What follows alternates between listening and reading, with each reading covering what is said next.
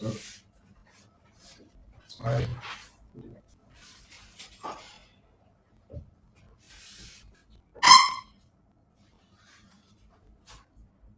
that's chapter 1, understanding crop nutrition and fertilizers. Good morning, everyone. Are we going to understanding crop nutrition and fertilizer, organic and mineral.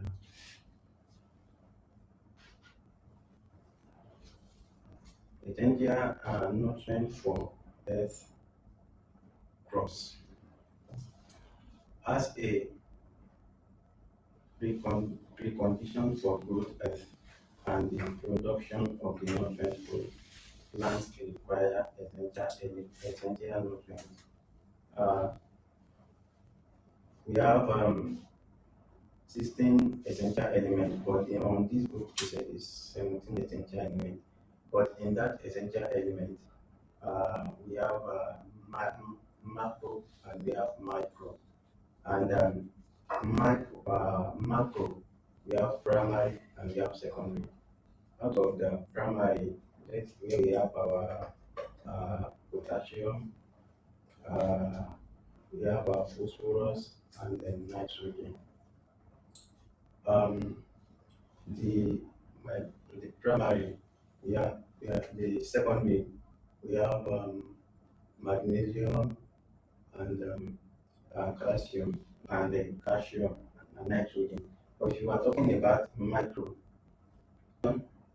we have copper, boron, manganese, chlorine, nickel, and You will explain all these ones now.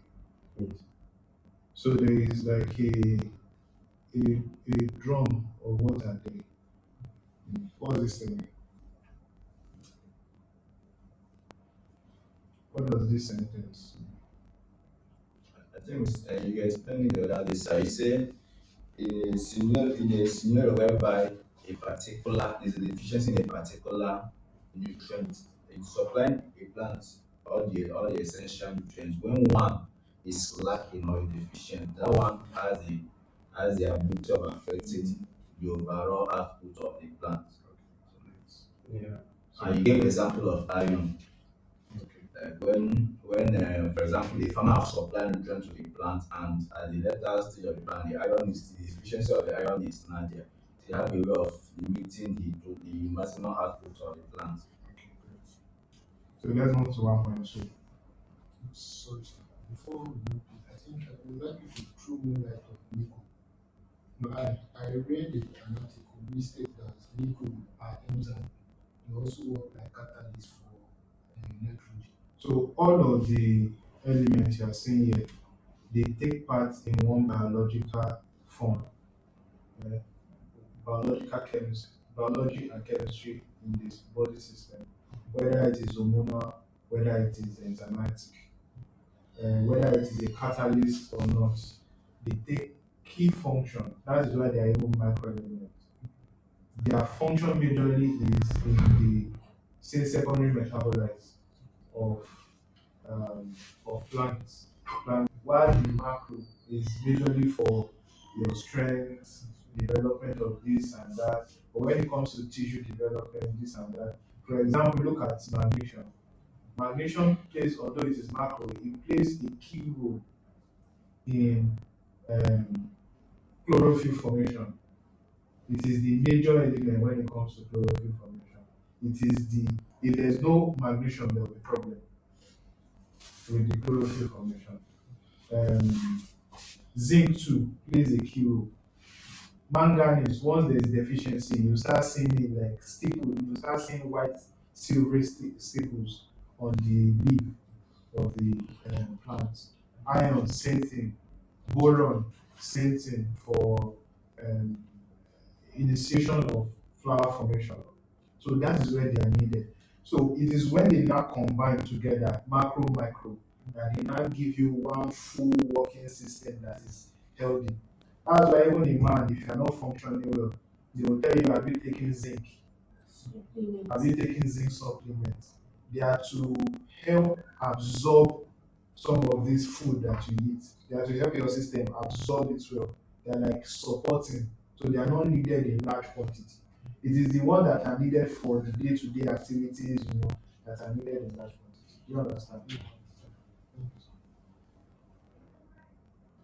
Silicon ought to be here, but it has been ruled out. You understand? Because the effect is little. It is infinitesimal. If it is there, you will not really feel the need. That's why they just ruled out silicon. Because so let's move to what are the main nutrient sources. Yeah. Okay, so I have a question. I don't know if I should ask now. Uh, So I don't know. Normally, our soil always has like nutrients. It contains nutrients compared to substrate. So why are we still using those nutrients? So good question.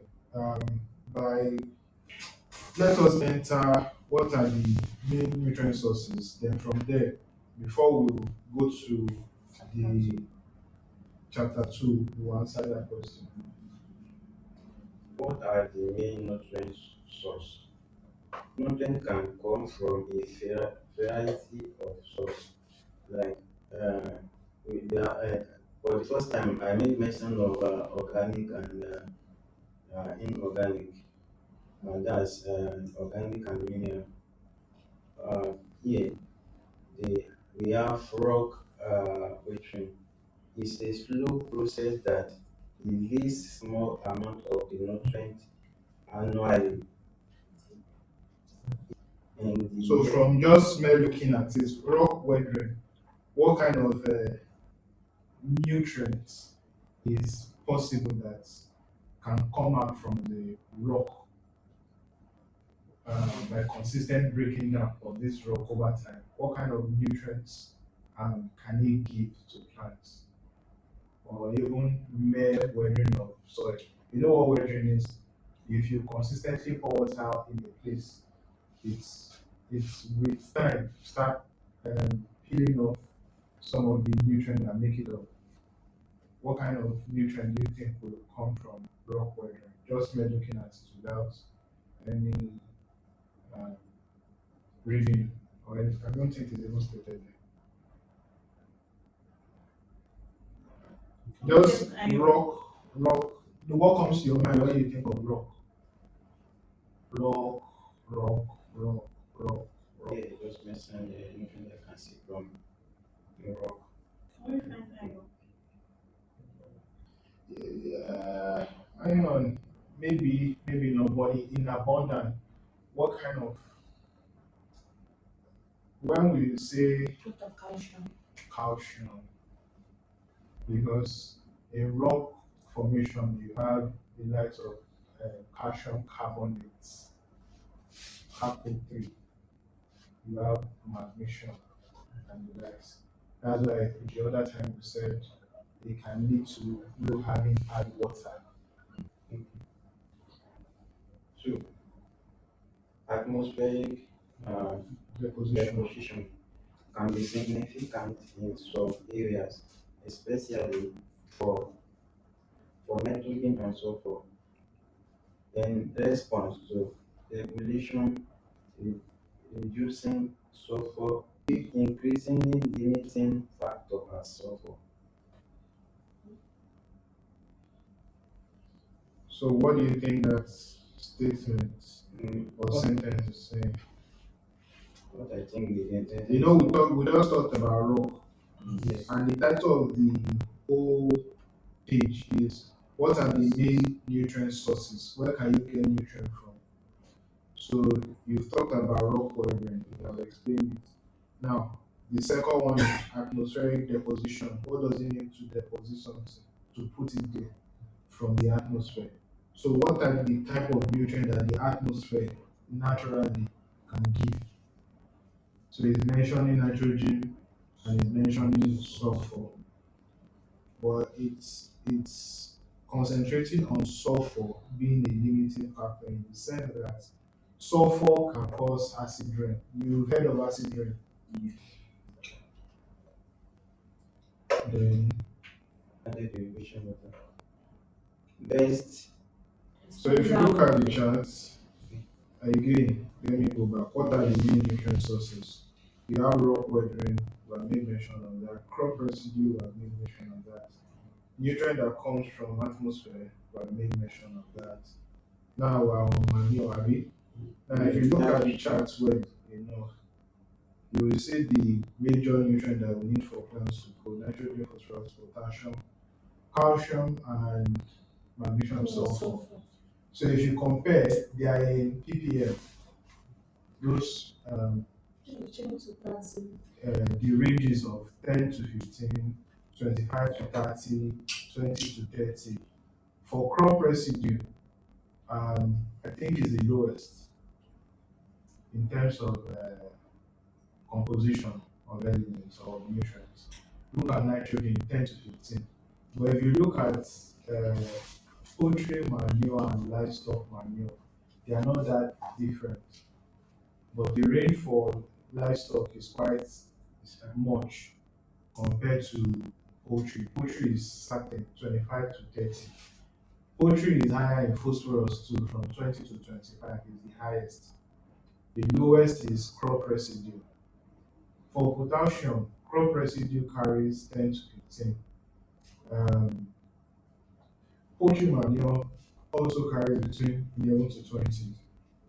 So if you are looking at this chart, it only shows you that poultry manure is richer when it comes to nutrient composition compared to crop residue and livestock manure. So that is. So you have biosolids also. You have biological nutrient fixation as a source, and then you have fertilizer that is being manufactured in uh, companies, fertilizer plants. Nigeria used to have a single superphosphate fertilizer back in those days, but it has become a white elephant project now. So you know what white elephant project is? Project that is too big enough to reject to stop funding. You cannot stop funding it because you spent a whole lot of money. Just like at the Alberta steel plants, we used to have fertilizer company. Then under the manufactured fertilizer, there's a statement that says fertilizer containing only one primary macronutrients is referred to as single fertilizer or straight fertilizer, just like around the taught in advanced class. Then you have the multi-nutrients. Um, let's look at these charts. We are familiar with ammonia, urea, ammonium sulfates, ammonium nitrates, calcium ammonium nitrates, urea ammonium nitrates. We might not be familiar with urea ammonium nitrates, but we know MAP, right? We know ammonium phosphates, the ammonium phosphates. Monoammonium is quite more soluble, that's why we use it. The ammonium is not. Um, ground rock phosphates, single superphosphate, triple superphosphate. These are sources of single fertilizer phosphorus. Potassium chloride, we don't use potassium chloride, you know why now? Because of the chlorine content in it. Potassium sulfate. So look at the, now for every, I want you to take notes. Common name, ammonium this and that. Look at their composition. Nitrogen, but when it gets to phosphorus, it's not putting it at phosphorus. It is putting it as what? P2O5. The potassium there is K2O. This is how it comes in fertilizer when you buy it. It is not, when you say 20, 20, 20, it is not 20 of phosphorus and 20 of potassium. It is 20 of P2O5, 20 of K2O. These are it comes. You will now have to go back and do your own calculation to bring out P from this P2O5, to bring out K from this K2O. So the only free ones are the nitrogen and the sulfur. Now look at ammonia. Ammonia is straightforward. It's in gaseous form. For those that did chemistry in school, you will be familiar with the smell of ammonia, 82. Then go to urea. Urea is 46. 46 what? Since Nitrogen. Now go to calcium ammonium nitrate, the one we have. It ranges between the nitrogen inside ranges in between 20.4 to 27.0. Then uh, MAP, you already know this one. The P2O5 inside is what? 52. The nitrogen is 11. The ammonium phosphate says 1846. Potassium nitrate, that's KNO3. Look at the N there, 13. Look at the K there, 44. But that's not K, that's K2O. You have to convert it to K. Then every other one. from this ammonium phosphate and ammonium phosphate, is it that MAP is better for newly transplanted crop because of this one if you have other nitrogen sources? For newly transplanted crop, I would advise you use MAP. It releases the phosphates on time, the phosphorus easily. Then But in the case that we do not get MAP, you know your MAP, you can still dissolve it in water, but DAP is not like that. It takes several hours for it to dissolve in water. It's like stone. If you dissolve. If you do not get MAP, you can still use your DAP before planting. that one will just be like you bind it, don't Yes, dissolve it. you just put it in the soil so that before you plant, at least a little would have been released to the soil before you plant. So, Mr. Ismail explained carbon fertilization that you get. I think he mentioned that you get carbon from the Yeah, atmosphere. atmosphere, and it's very, very important when it comes to photosynthesis. All of this, what's been explained.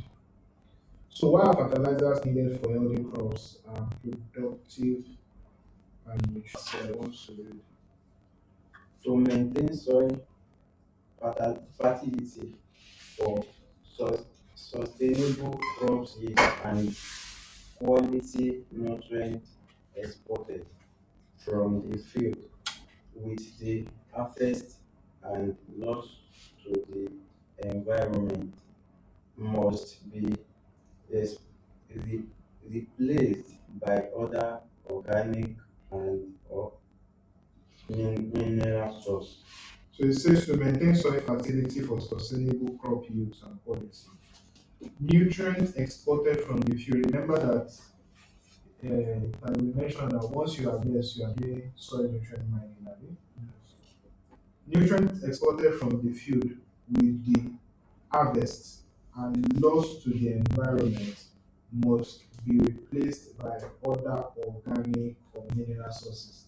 Remember before here we mentioned sources of nutrients, atmosphere, rock weathering, this and that. Now it now says for every yield that you get from the field, you are taking nutrient away from the soil. You need to replace it with either organic or inorganic. So to come back to your question, the reason you are applying nutrient to soil after doing harvest is because with every bell pepper that you cut from the main plant, you are taking out nutrients from that soil. With time, the soil becomes barren. Although it will still have some little elements of nutrients here and there, but it will not be enough to support quality that you need. So you need to do soil tests before you plant. After doing soil tests, you then get the strength of your soil. By strength, I mean the nitrogen, phosphorus, potassium that is in that soil. Once you get it, you're able to direct, uh, you're able to be flexible with what to apply to that soil. So, um, even if you continue, now says in soil where fertility is suboptimal, that is, it is below the optimal level that is needed for plant quality, uh, yield quality. And where this practice is economically viable, it may be useful to apply higher nutrient application rates in combination with other necessary soil fertility management practices to alleviate nutrient-related limiting factors, improve nutrient availability to crops, and enhance the health of these crops. So you now have a diagram.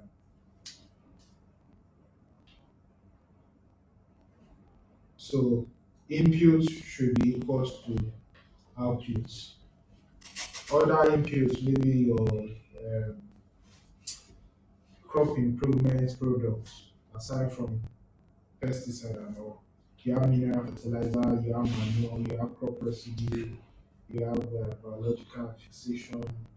Everything will give rise to harvest and unavoidable losses. Following Abi, um, post grade density. So let's move to, well done, Ismail. Let's move to 2.1. Okay. 2.1, talking about managing nutrients efficiently and effectively. Now, just in summary, before I start the reading, what I understand from here, just talking about the ability of the plant to be able to make use of the available nutrients, that's resources in the soil, all the available. There are in cases whereby a nutrient is available on the soil and the plant may not be able to uptake it. Maybe due to the fact that there are no microbial activities going on around that. But some soil are not really rich in microorganisms and all that help in breaking down of nutrients and all that. And also, in some cases, you discover that nutrients will be available, the plant is being put there, and then due to some environmental factors or natural occurrences like over rainfall, when there is too much rainfall, it can wash away the nutrients and the plants will not be able to get anything by the end of the day. So that's what I got from this place. So talking about the nutrient management, say what is nutrient use efficiency? Say from a farmer's perspective, nutrient use efficiency can be defined as the proportion of the nutrient applied from all sources that are taken up by the crop. That is, how to get the best from the nutrient input. So as a farmer, it is good to like examine the texture of your soil first.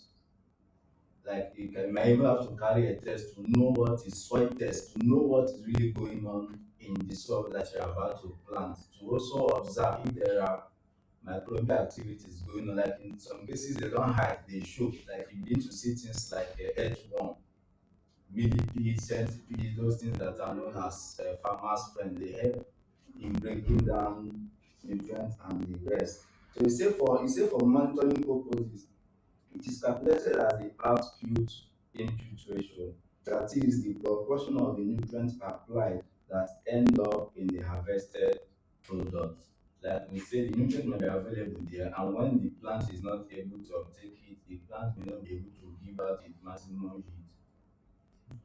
So when the plant is not able to give out maximum, it means that even the product that are being harvested from the plant might it's possible they didn't get all the nutrients they needed to develop well. So there's a diagram here. Should I call it a chart of? So yeah, talking about the input now, we are talking about output and input ratio. Talking about the input, under the input you have mineral fertilizer, you have crop biological, nitrogen fixation, you have manual recycling, you have crop residues, you have atmospheric deposition. Now, in all these things, there's a way, there's a passage, there's a process they pass through before yes, they are in the soil there, and also there's a process they pass through, and also for the plant to take. Now, when they are being deposited in the soil, when they are in the soil, now they are being deposited to the soil. You now see there's an arrow pointing upward. There say losses. Some are being lost to air, and probably to air. Then the arrow pointing down, also talking about losses to water. Just like I mentioned earlier, like too much of rainfall can wash away these nutrients. Then by the time we have looked at what was lost to air and what was lost to water, you now discover that the crop might not be able to get the quantity needed to develop well. So you can see that some have been lost environmental factors. Then the plant, maybe let's say the plant got maybe 35% or 50% instead of maybe 75 to 100%.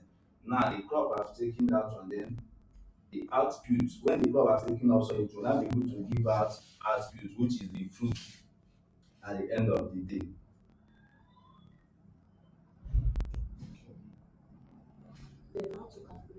Yeah, so here they say nutrient use efficiency is equals to nutrient output all over sum of the nutrient input. So that is how the calculation goes.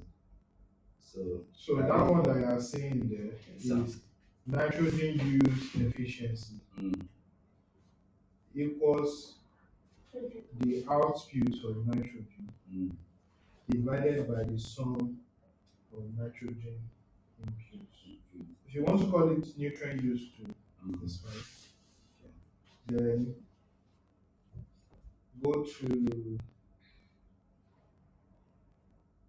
2.2?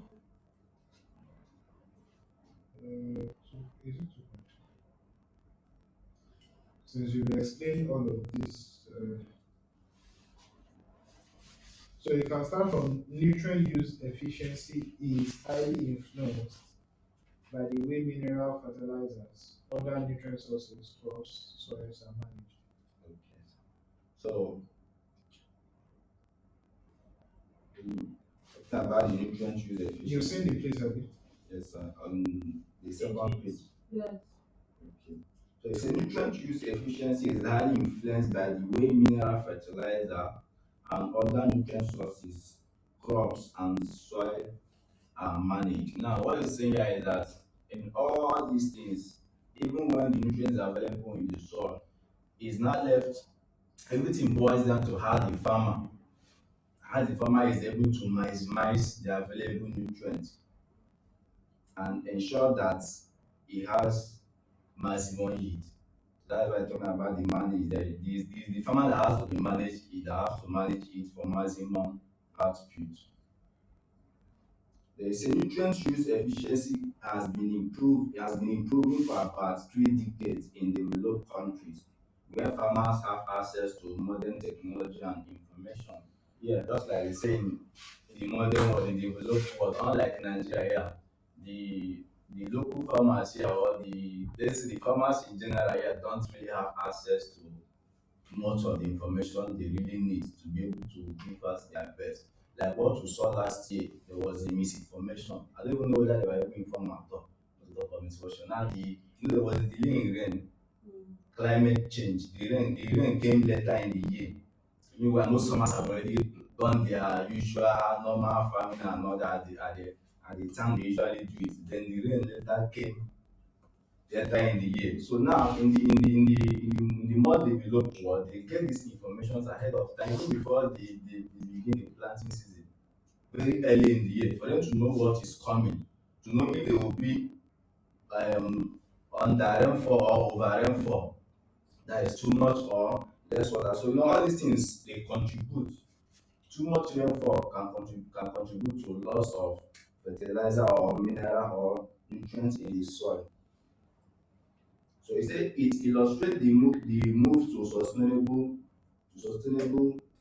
intensification where farmers increase agricultural productivity while preserving the resource base and reducing risk of environmental impacts associated with the nutrient surplus per unit output. So when the farmers are able to have access to the right information, they know how to go about utilizing or managing the nutrients in the soil. In contrast, the situation is still deteriorating in most developing countries. So access to and adoption of best management practices, that is that they're talking about nutrient stewardship and integrated approaches. So it is required for reverting the trend in developing countries. So we are still talking about them getting access to the right information which leads to best management of best practices. He said because nutrients interact between each other, enhanced nutrient use efficiency can be achieved by better managing the nutrients in question as well as by better managing the nutrients with which it interacts. It's a true balance fertilization, and that's why most farmers or well-informed farmers, we are now in the era of precision farming, where you get to know what is the content of your soil, what is available in the soil, and know what to supply to the soil even before you begin your planting. And just like some farmers do as well, okay, when they find out that so thing is lacking in the soil, they get to apply it even before planting. So by the time they plant, it has already started degrading or breaking down for the plant to be able to access it. So you say for instance, that is sulfur is known to improve protein synthesis and thus and thus nitrogen use efficiency. The sulfur is known to improve protein synthesis and thus You and understand that also yes, statement? and also the use of nitrogen too. So sulfur helps. Yes, it helps So also if for you take care of nitrogen, mm, you indirectly are taking care of sulfur. sulfur. So I go to 2.2. 2.2 is talking about efficiency and effectiveness goals are complementary. So efficiency and effectiveness goals are complementary. Both of them they go hand in hand, they complement each other. So I read, while improving nutrient use efficiency is he said while improving nutrient use efficiency is an important goal, it should not it should not be to the detriment of other key performance areas such as crop yield, soil fertility, water productivity, and etc. So he said even when the farmer is working on improving the nutrients available in the soil, he shouldn't do it to the detriment of the environment. So the farmer needs to first of all know what is lacking and then know what amounts to supply to complement it. In short, if Mm, you get your nutrients mm, use efficiency right, mm, and you do not get your water use right, you mm. will have problem. Because your water, remember what we said, Yes, if you have water, irrigation water, that is more than 3,000, yes, when it comes to EC, you start having problems. yes, So this is not about nutrient, this is not about water. yes. Okay, sir. So in simple terms, trying to say that the farmer needs to get all these practices right, get both the water and the nutrients right. So he say which reflects effectiveness of the farming system. For instance, it is possible to increase nutrient use efficiency by mining soil nutrient reserves, but it is an unsustainable option because such a practice would impact soil fertility in the medium to long term. Just like our the fertilizers we use on the medium to long term, they will not really be beneficial to the soil, but it is for an immediate production. So maybe probably after that cycle, there's likely no there's likely no remnant for maybe subsequent crops to take. So he said similarly, it is possible to achieve higher use efficiency by cutting fertilizer application rate, but that might lead to the detriment of crop yield. So while tracking nutrient use efficiency provide useful information, it should be part of a set of complementary indicators to ensure meaningful interpretation. So all these things is on the farmer, boils down on the farmer to know what he's doing. Farmers wisdom. Yes, and farmer's wisdom. That is the know-how. The know-how how to go about all these things. Everything boils down to the farmer. So best management practices recommended to farmers for their site and crop specific conditions to provide options that improve the overall performance and sustainability of the farming system, taking into account economic, social, and environmental goals set by society. Questions. So I treated chapter 1 and 2. We'll go into the third one very soon. Questions on 1, questions on 2. So this material will lead us into, like I said, the calculation of nutrients. See, the reason it's important to know all of this first before uh, knowing which nutrient to use and which nutrient not to use. So questions we have treated, main nutrient sources. We have gone to, after getting the nutrients, how do you effectively manage these nutrients? For the fact that plants cannot cry, shout, or tell you they need something, you need to be able to study them yourself and design what works for them so that they can give you the best yield. So if there is no question so thus far, we can go to agricultural nutrient cycles. So can pause and start